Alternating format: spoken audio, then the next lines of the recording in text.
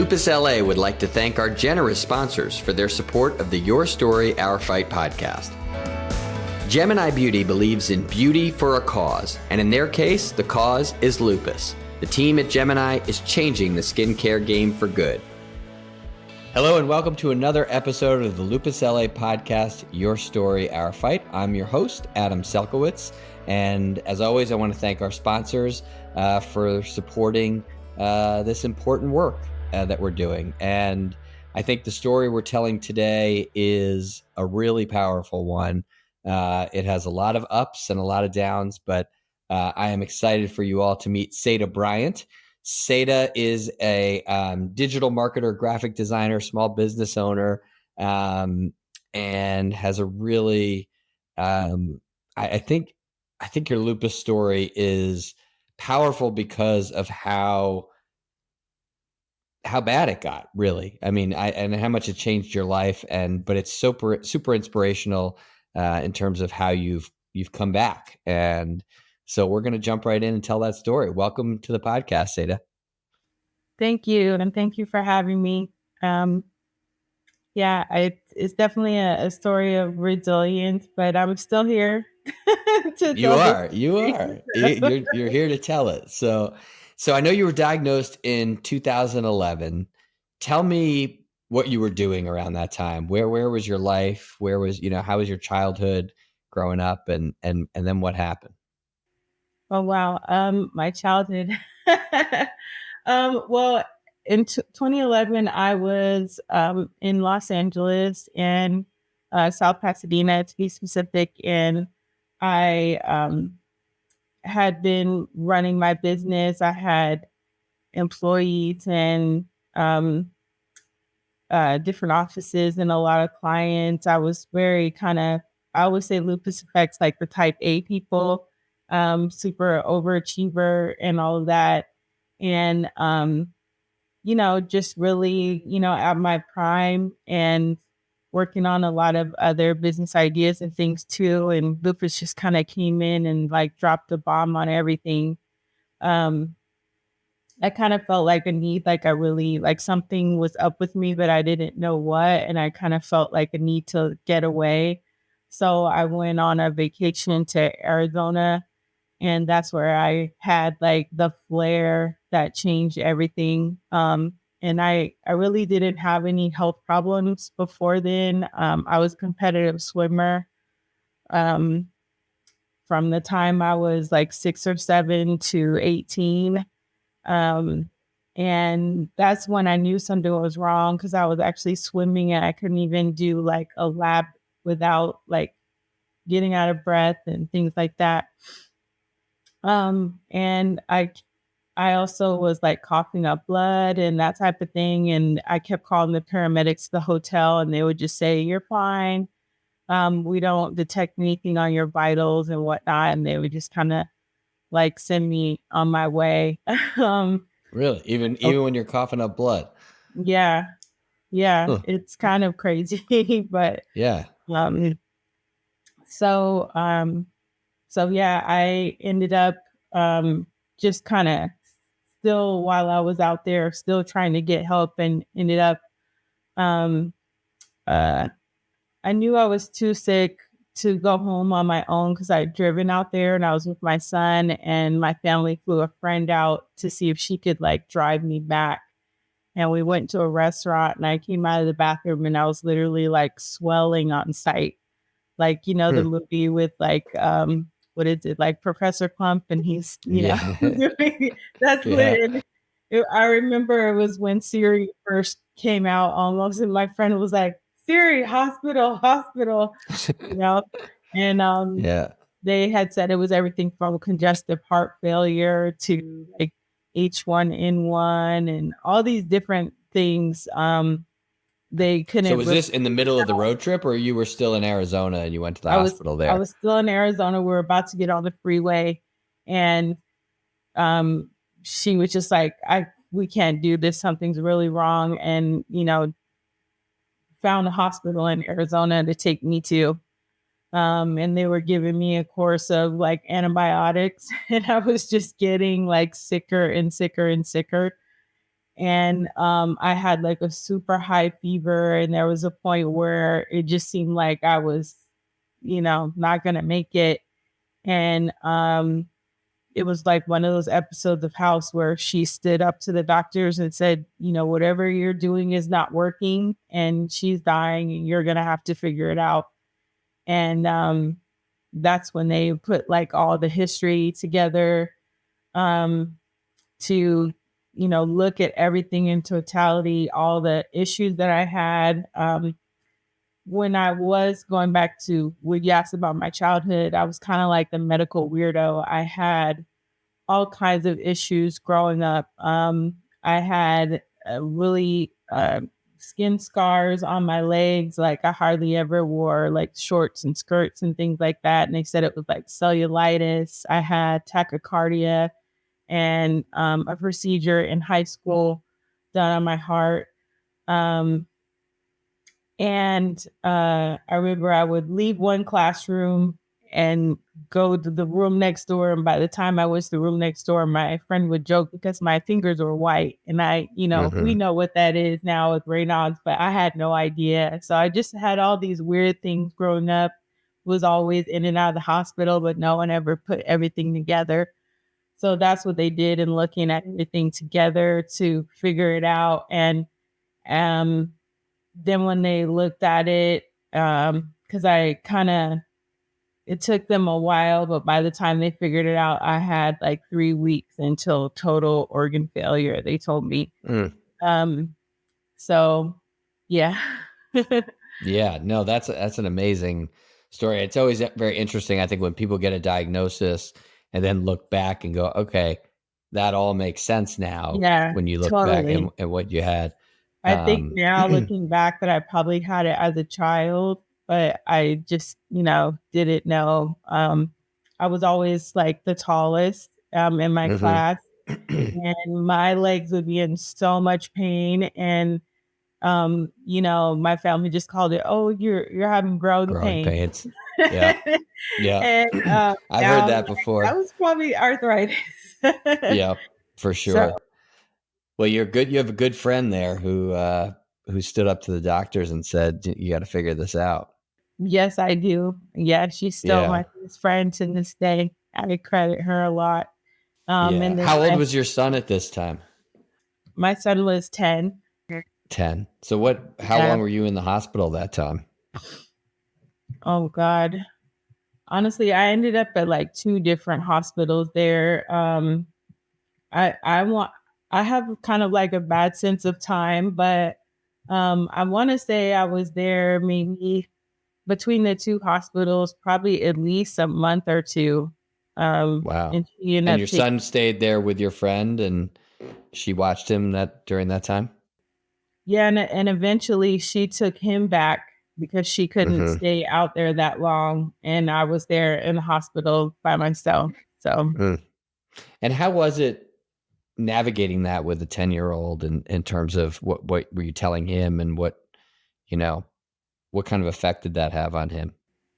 that was really tough. Honestly, I couldn't explain because I didn't know what was going on with me, and I think they really tried to shield him from everything. So we kind of had like once I came home from all that, I kind of realized that no one had really told him what was happening because I was there for a long time by myself.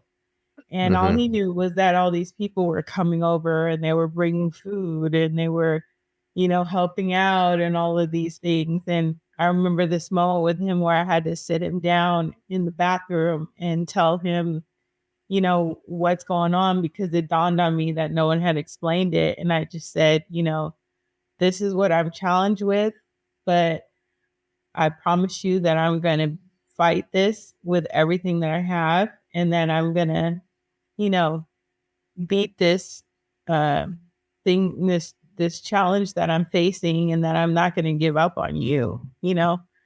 And Amazing. we're going to make sure that you're taken care of no matter what. I didn't really sugarcoat it with him. I let him know the realities of it. And, we really have a special relationship to this day. He's now 22. He's gonna graduate from college in May. And I think because of that, he has a different kind of appreciation for me because he knows he almost lost me. So we skipped a lot of that teen angst stuff because and he's a really good kid anyway, but he knew he needed to help and just be more of a support because of everything that I was going through. But honestly, my friends and family, we shielded him from a lot of things. I was in and out of the hospital over 26 times over the years, and I don't think he's ever seen me at my worst. I wanted to maintain his innocence as long as I could. So I had a lot of help. Yeah, that's amazing. As much as how difficult it is to see the relationship that you have come out of that, I think is really speaks to your being a good mom for sure. Thank you. I appreciate And that. and so 26 plus hospitalizations. What happens to your life, your business when this is all sort of hitting you like a freight train? Well, when I got back from Arizona, my family and my sister had really done a lot of research, and that's how they found Dr. Wallace. They wanted to see who, was the best and, had learned about his lupus only practice. And, I was kind of despite everything I went through, I was kind of in denial at first. I remember his office was always calling, like, okay, you got to take this seriously. Like, this is what you got to do. And I wasn't very compliant. So that contributed to a lot of me going in and out and that type of thing. But it was still kind of like a long journey to remission. I had so many issues to resolve and so many things that happened that I just, I would get stable and then I'd have another flare and different things would happen. I had complications from procedures. Was leaking spinal fluid from blood patches that were done improperly. I was not able to walk at one point. I had swelling so much to the point at times where I had to be in a wheelchair or I had boils. I had a lot of complications from not only the medications, but the treatments and everything like that. I also experienced lupus cerebritis and I had psychosis. And I had different hospitalizations based on that. I was on as much as 100 milligrams of prednisone in combination with everything else. And that what I believe, contributed to that as well. So it really kind of blew up my life. At one point, I realized I had to just kind of stop everything to get better.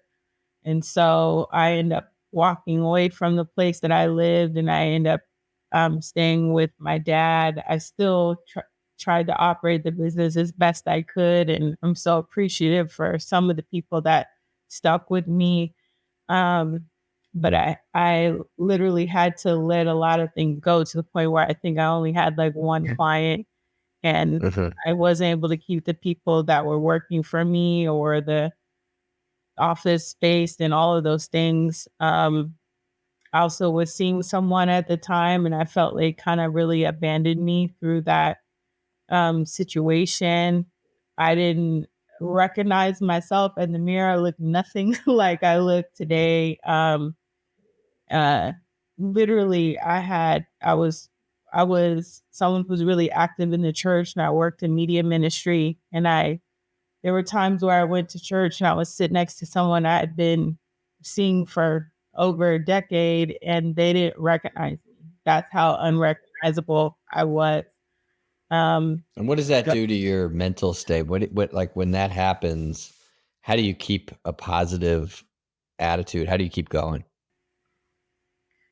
Oh my God. Really, really my faith in God and my son. I also had a lot of people that were like praying and fasting for me. And I read the Bible every day. That's like one of the main things that, got me through. But I was in a deep, dark depression for a long time. I wasn't sure I was going to be able to get out of it, honestly. Um, and even to this day, looking at like the pictures of myself during that time was like very triggering to me.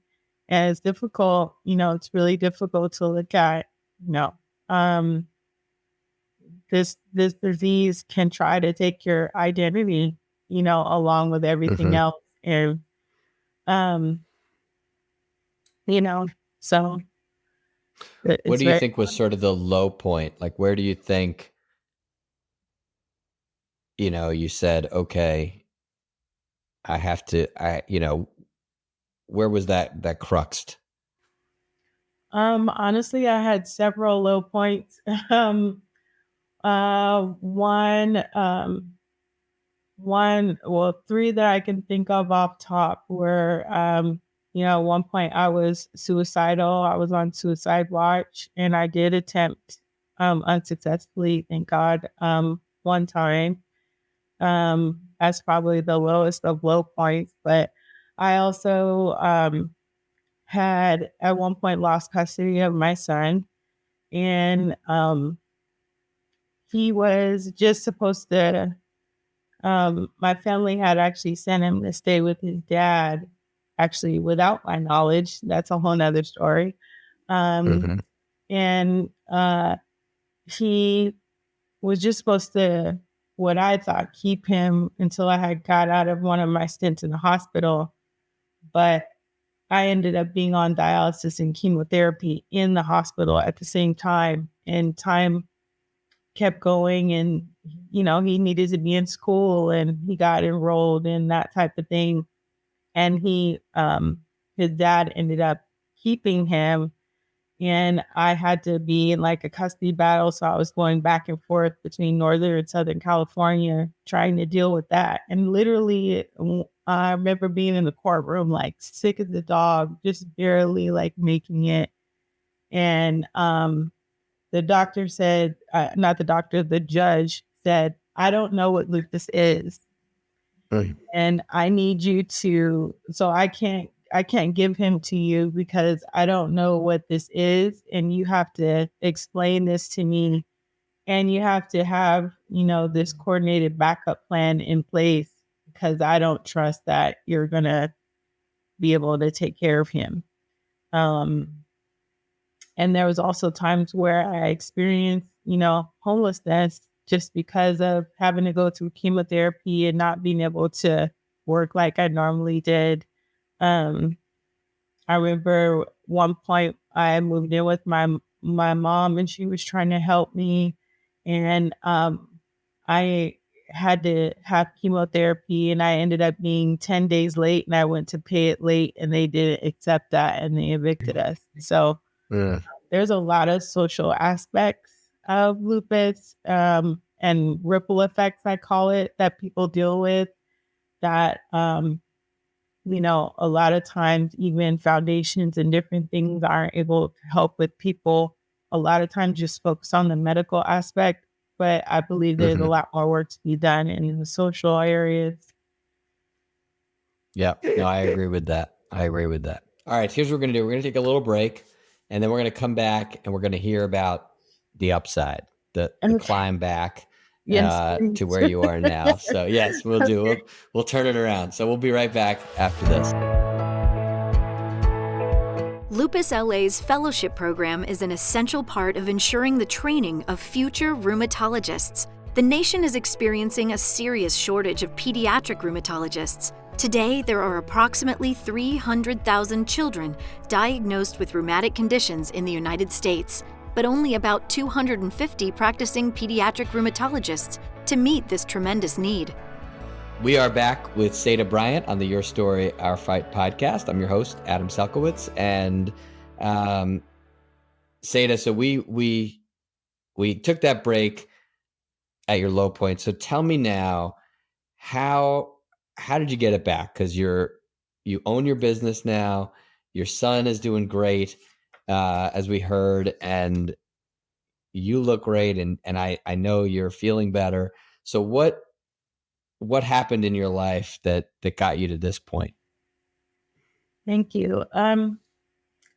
Boy, that's a good question. It was really kind of like a slow climb. Like I know that you all have that image of the person like climbing the mountain and the person Yeah, extends in their our hand. PSA. Yeah. That's Yeah. literally the slow climb, and having help, help up along the way. Uh, I had a whole community of people in South Pass who fundraised, and I'm forever thankful for that, because out of love for my son, and they raised money um for me when I lived in South Pasadena. My dad and my niece, who both had passed away, they opened their doors to me and my son, to come live with them. My uncle also opened his doors to me and my son to live with him, and that was and his wife, and or ex-wife, I should say, and that is having that security of home, you know, um, and giving me time to rest, and slowly just being more compliant with, being regimented, keeping up with my appointments. As I was able to get healthier and healthier, I was able to work more. Um, I ended up going from being homeless to being a homeowner, and I ended up buying a house in Northern California um, in 2018, and that was after getting my son back. So it was really kind of like a slow climb, um, and just staying in my word. And, I and also I'm thankful to different clients that came back, and saw as I was getting better, they entrusted me to come back and, work on their businesses, and, just a You lot must of, be very good at what you do, because it's hard to get business back. I will tell you that. And I think, yeah. you know, tell me, do you think a lot of the compliance issue obviously is a big issue, but I think it's interesting when you said when you didn't have to worry about where you're going to live. Do you think that alleviated a lot of the stress that was maybe sort of that pattern, the bills, the stress, the homelessness, you know? Oh, 100%. Just even since I've been, in this house, and not having the concept of, well, if you're late, you could get evicted, or if you're, some people are within, if they're not paying right on that exact date, then, they could be out on the street, and Hmm.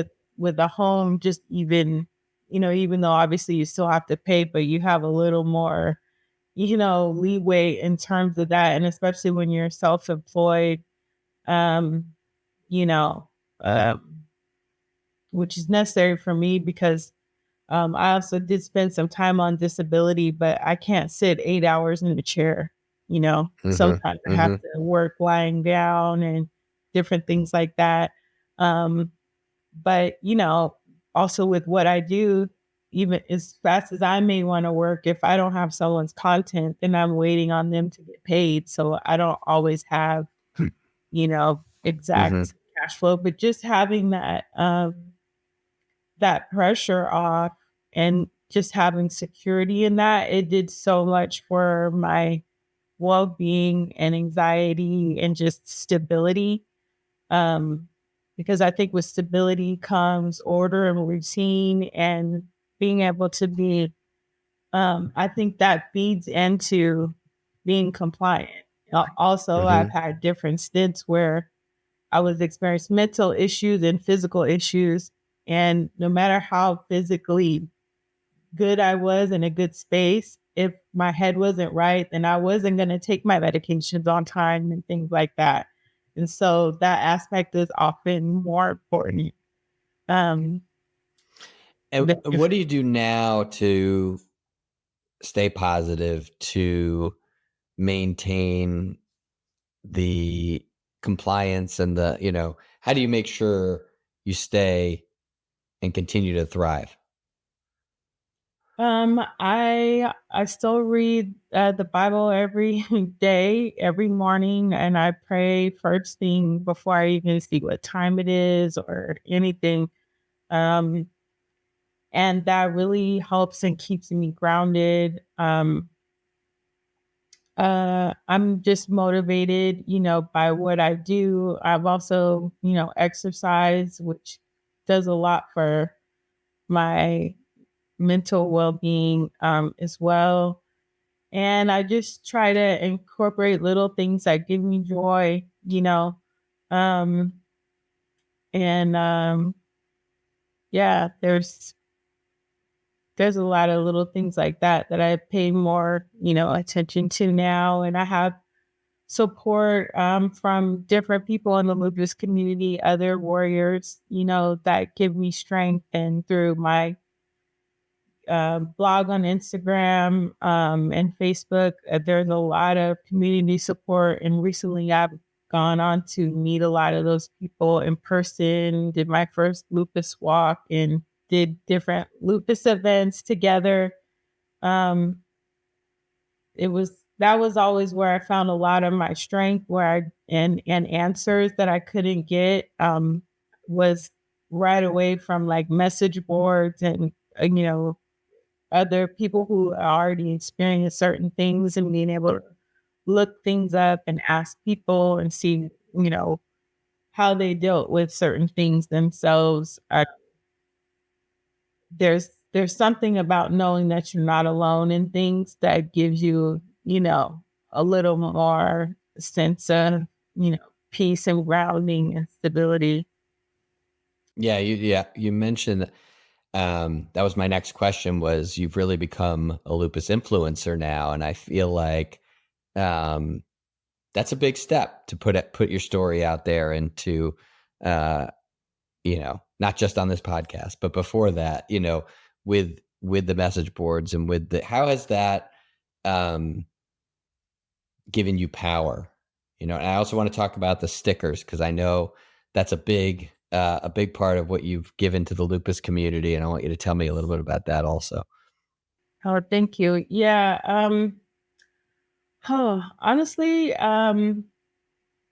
I didn't really set out to be a lupus influencer. I think God kind of put me on that path.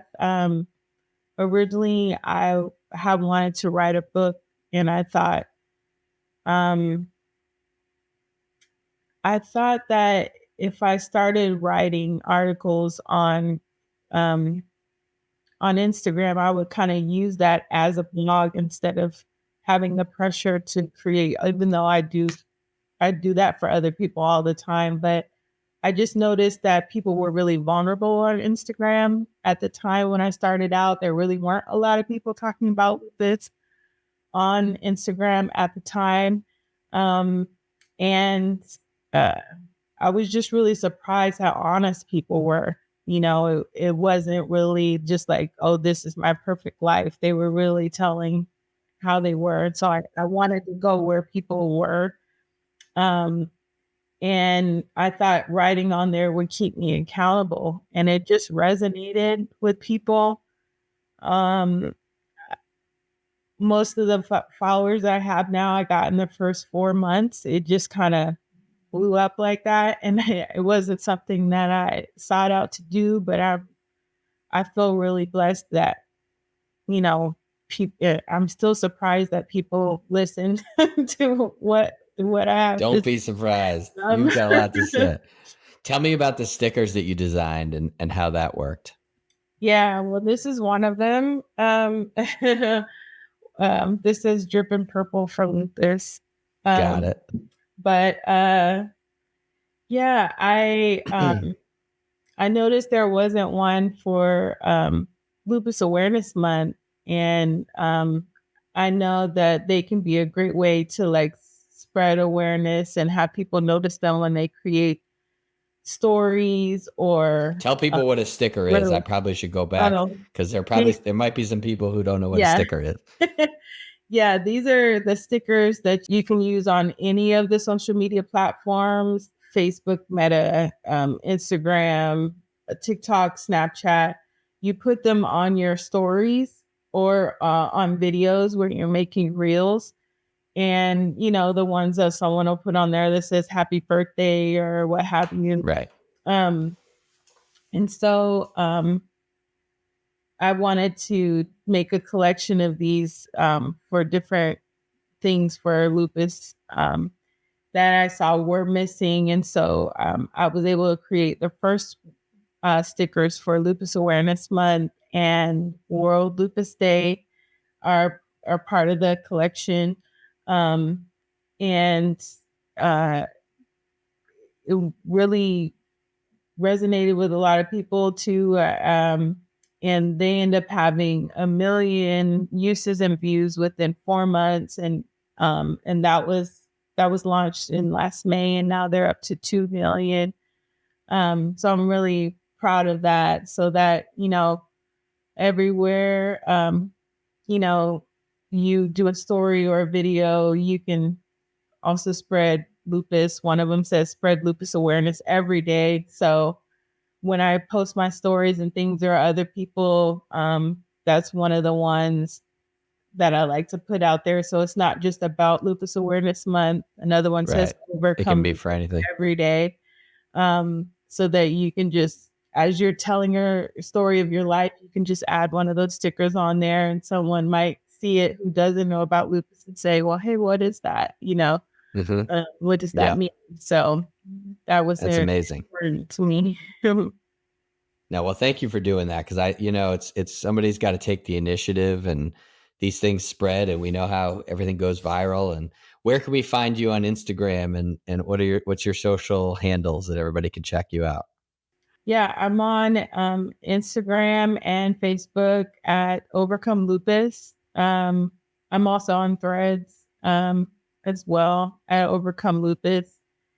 And yeah, those are the main ones. Excellent. Well, I really appreciate you sharing your story with me and with the rest of the lupus community. I'm so happy that you're doing so well. And I think it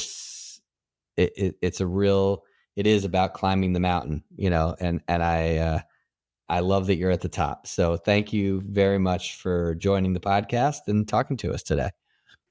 Thank you. And thank you for having me. I appreciate it. And yeah, I love Lupus LA. So excellent.